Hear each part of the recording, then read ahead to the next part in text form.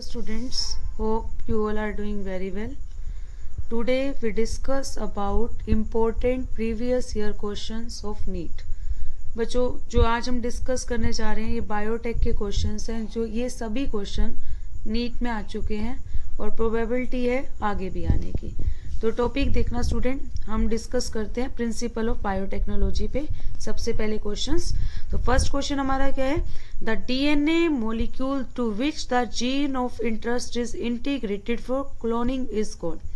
कि वो the DNA molecule मतलब वो DNA molecule to which the gene of interest is integrated for cloning, जिसके साथ जो जीन ऑफ इंटरेस्ट है वो क्या करता है, इंटीग्रेट करता है, मतलब मिलता है किसके लिए, क्लोनिंग। क्लोनिंग का मतलब होता है कॉपी बनाने के लिए, ठीक है। उसको क्या बोलते हैं, टेम्पलेट स्ट्रैंड बोलते हैं, कैरियर बोलते हैं, ट्रांसफॉर्मर बोलते हैं, वेक्टर बोलते हैं। तो आपको अच्छे से पता होना चाहिए उसका नाम क्या है, वेक्टर।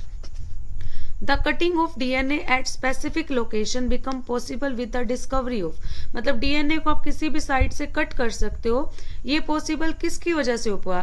तो आपको पता है selectable marker, ligase, restriction enzymes या प्रोब्स। तो we know very well restriction enzyme because we called its molecular scissor.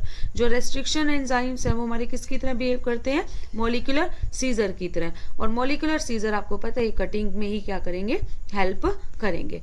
Next is your which one of the following is a case of wrong matching, मतलब आपको इनमें से ये बताना है रोंग matching का कौन सा केस है।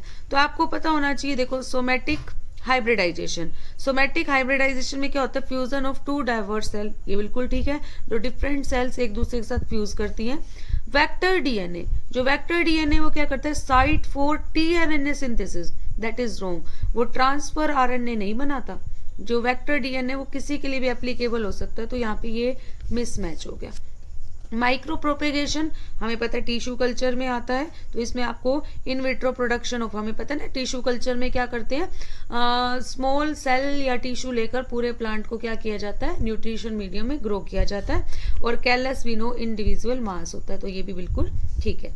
Next is your which of the following technique made it possible to genetically engineering living organism. कौन सी टेक्निक जो है जेनेटिकली इंजीनियरिंग में यूज की गई है, तो इसके बारे में तो हम सभी को पता है, रिकम्बिनेंट डीएनए टेक्नोलॉजी। क्योंकि हमारी जो बायोटेक है वो रिकम्बिनेंट डीएनए टेक्नोलॉजी पे ही क्या करती है, वर्क करती है। Okay, which of the following are used in gene cloning. Gene cloning के लिए क्या यूज किए जाते हैं, न्यूक्लियोइड तो हम कभी भी यूज नहीं करते। लोमासोम्स भी आपने सुना होगा, ये भी यूज नहीं होता। मीजोसोम्स आपको पता है inner folding of plasma membrane होती है, तो ये भी यूज नहीं होती। बस आपको पता होना चाहिए क्या यूज होता है, प्लाज्मिड। और प्लाज्मिड हमें पता है कैसे डीएनए होते हैं, circular DNA. Manipulation of DNA in genetic engineering become possible due to discovery of. अब आपको पता है मैनिपुलेशन का मतलब होता है चेंजेस, मतलब डीएनए के अंदर चेंजेस लाना जेनेटिक इंजीनियरिंग में पॉसिबल क्यों हो पाया, किसकी डिस्कवरी से हो पाया, तो वी नो रेस्ट्रिक्शन एंडोन्यूक्लियस। वापस से वैसा ही क्वेश्चन रिपीट हुआ है, क्योंकि अगर मोलिकुलर सीजर्स ना होते ना तो हम डीएनए को काट ही नहीं पाते, तो उसकी बायोटेक तो करनी ही इम्पॉसिबल थी। The bacterium generally use for genetic engineering. Genetic engineering के लिए जो बैक्टीरिया यूज किया जाता है, बच्चों ये क्वेश्चन थोड़ा सा इंपॉर्टेंट है, आपको पता होना चाहिए। सबसे जो फर्स्टली यूज किया गया था ना वो आपका एग्रोबैक्टीरियम था, most important. Which of the following is related to genetic engineering. Genetic engineering से देखो हेटेरोसिस नहीं, म्यूटेशन चेंजेस नो, प्लास्टिड तो आपको पता है these are cell organelles, colour के लिए रिस्पॉन्सिबल है। तो अभी मैंने आपको बताया था प्लाज्मिड रिस्पॉन्सिबल होते हैं, और इनको हम क्या बोलते हैं, plasmids are circular DNA. Next is 9th question, genetic engineering is possible because. Genetic engineering क्यों पॉसिबल हो पाई है, क्योंकि we can cut DNA at specific site by endonuclease like DNA.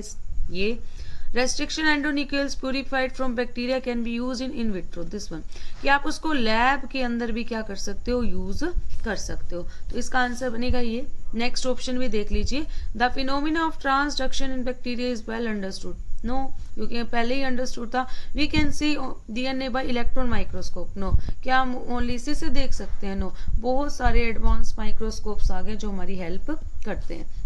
Next, when scientist make an animal superior by viewing of genotype. Genotype देख रहे हैं, genetic material देख रहे हैं ना, introducing some foreign gene in it. उनके अंदर क्या किया था, कुछ फॉरेन जीन डाल के देखे थे, it's genetic engineering. Which of the flowing organelle is related with genetic engineering. Genetic engineering में माइटोकॉन्ड्रिया कभी स्टडी नहीं किया जाता स्टूडेंट. देखो बार बार प्लाज्मिड के ऊपर क्वेश्चन आ रहा है, तो हम इसमें किसके बारे में स्टडी करते हैं, प्लाज्मिड. ना तो गोल्गी बॉडी ना ही लाइसोसोम. अब आते हैं tools of recombinant DNA technology. Which of the following statement is not true regarding gel electrophoresis? Gel electrophoresis आपको पता है वो टेक्निक होती है जिसमें हम क्या करते हैं, डीएनए के जो सेगमेंट्स है ना उनको सेपरेट करते हैं. The process of extraction of separated DNA strand from gel is called elution. Right. The separating DNA fragments are stain by using ethidium bromide. Ethidium bromide से स्टेन भी किया जाता है. The presence of chromogenic substrate give blue colour DNA strand on the gel. ये थोड़ा सा अजीब लग रहा है. नेक्स्ट पढ़ते हैं. Bright colour orange band of DNA can be observe in the gel when expose to UV light. बिल्कुल ठीक है, यूवी लाइट डालते ही वो ऑरेंज कलर के हमें क्या देते हैं, बैंड. तो इसका मतलब हमारा ये ऑप्शन क्या है, wrong. Okay. In the flowing palindromic basic sequence. Palindromic sequence वो होती है जो बार बार क्या होती है, आगे से और पीछे से सेम चलती है बच्चों. Which can be cut easily by particular restriction enzyme. तो आपने ये पढ़ा होगा. इसके लिए हमारा कौन सा होता है, this one, GATTCCTAG. Note this, क्योंकि इसमें आपको पता होगा ये आगे और पीछे से क्या रहनी चाहिए, सेम रहनी चाहिए सीक्वेंस. ओके. तो इसीलिए हमारा क्या बनेगा, दिस वन. ओके. अब क्या है, given below are two statement. दो स्टेटमेंट दी गई है आपको. Restriction endonucleases recognise specific sequence to cut DNA known as palindromic nucleotide sequence. ठीक है. Second one is your restriction endonuclease cut the DNA strand a little away from the center of palindromic site. हाँ, थोड़ा सा दूर से काटता है बच्चों. In the light of the above statement, choose the most appropriate answer from the option given below. मतलब हमें करेक्ट स्टेटमेंट सिलेक्ट करनी है. तो आपको पता है दोनों की दोनों स्टेटमेंट क्या है, ठीक है. तो इसके लिए हमारा आंसर क्या बनेगा, first. Which of the following is not a desirable feature of a cloning vector? Desirable feature नहीं है. Presence of origin of replication, presence of marker gene, presence of single restriction enzyme site, presence of two or more. तो आपको पता होगा ये वाला जो है ना हमारा सुटेबल नहीं है. DNA strand on gel stain with ethidium chloride when view under. अभी पीछे क्वेश्चन आया था कि स्टेनिंग के बाद अगर उसको यूवी रेडिएशंस के अंडर रखे जाए तो हमें पता चल जाता है उसमें कैसे कलर के बैंड्स आते हैं, ब्राइट ऑरेंज बैंड.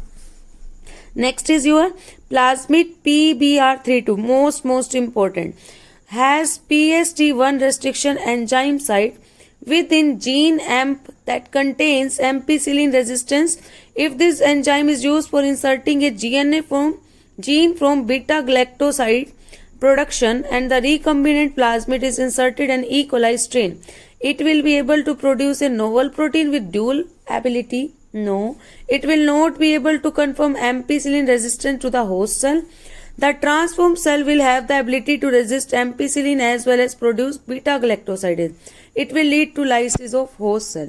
तो इसने ये बोला कि अगर हम इसमें थोड़ा सा मैनिपुलेशन कर दें, तो इसमें हम थोड़ा सा भी मैनिपुलेशन कर दे तो हमें पता है इसमें दो साइड्स होती हैं स्टूडेंट. एक होती है ampicillin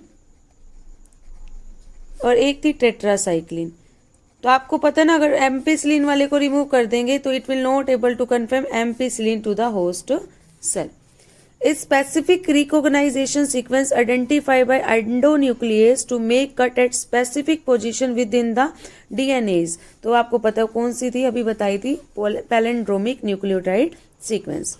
identified the wrong statement with regard to restriction enzyme. Restriction enzyme के लिए आपको रॉन्ग स्टेटमेंट बतानी है.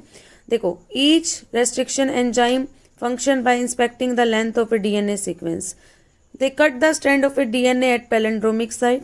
दे are useful in genetic material. Sticky end can be join by using DNA. देखो ये भी ठीक है, ये भी ठीक है और ये भी, लेकिन ये वाली थोड़ी सी क्या लग रही है, wrong statement. Choose the correct pair from the following. Ligase join the two DNA molecule. ये बिल्कुल ठीक है. तो फर्स्ट वाले से ही क्लियर हो गया, बाकी आपको जाने की जरूरत ही नहीं है. Okay. Next is your the specific palindromic sequence which is recognized by E. coli. अब आपने अभी पढ़ा था जो E. coli होती है ना, वो GATTC वाली सीक्वेंस को ही क्या करती है, रिकॉग्नाइज करती है. The sequence that control the copy number of the linked DNA in the vector is termed. जो सीक्वेंस कंट्रोल करती है copy number of link DNA in the vector stump, उसको सिलेक्टेबल मार्कर बोलते हैं, ओरई साइट बोलते हैं, पैलेंड्रोमिक साइट बोलते हैं, रिकॉग्नाइजेशन साइट बोलते हैं। तो उसको हम क्या बोलते हैं? Origin of replication. In gel electrophoresis separating DNA fragment can be visualise with the help of.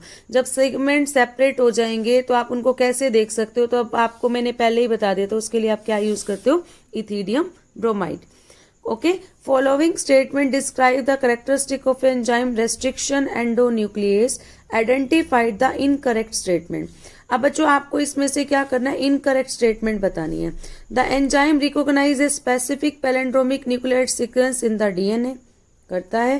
The enzyme cut DNA molecule at identified position with in the DNA. The enzyme bind DNA at specific site and cut only one of the two strand. The enzyme cut the sugar phosphate backbone at specific site on each strand. तो student आपको क्या बतानी थी इसमें? Incorrect statement कौन सी है? Specific site से काटेगा, इसमें तो कोई डाउट नहीं है। आइडेंटिफाई भी करेगा पोजीशन को, इसमें भी कोई डाउट नहीं है।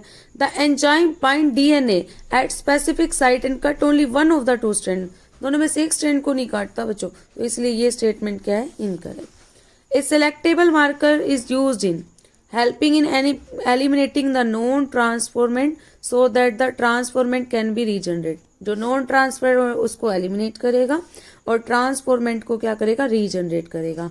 Identify the gene for a desired trait in an alien organism. Select a suitable vector for transformation in specific crop. Mark A gene on A chromosome for isolation using restriction enzyme. Student आपको ये क्या करें? Selectable marker का काम क्या होता है? Selection करेगा, नॉन ट्रांसफॉर्मेंट को एलिमिनेट कर देगा और जो ट्रांसफॉर्मेंट होगा ना उसको क्या कर देगा? उसकी रीजनरेशन कर देगा, मतलब उसकी बहुत सारी कॉपीज बना देगा। तो ये आज मैंने आपको 25 क्वेश्चंस करा दिए हैं। स्टूडेंट्स अगर आपको लगता है किसी टाइप से हमें 4 to 5 डेज, क्योंकि नीट का एग्जाम 7 डेट को है, अगर आपको लगता है कि मुझे ऐसे क्वेश्चन डेली कराने चाहिए तो प्लीज मुझे कमेंट सेक्शन में जरूर बताना। लाइक करना, शेयर करना एंड कमेंट करना।